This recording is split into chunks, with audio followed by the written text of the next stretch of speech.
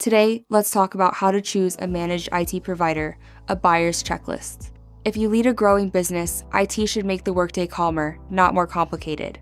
A practical managed IT plan starts with the business problem. What slows your team down? What data needs protection? And what support expectations are clear enough to trust?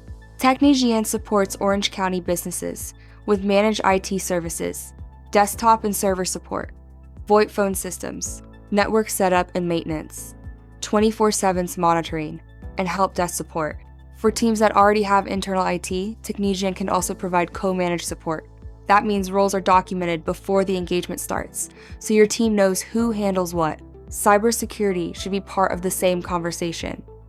Email security, endpoint protection, backups, access controls, and incident response planning all affect whether your team can keep working. Before you choose an IT partner, write down your current systems, recurring issues, business hours, backup expectations, compliance needs, and the risk leadership worries about most. Then compare providers against that practical list.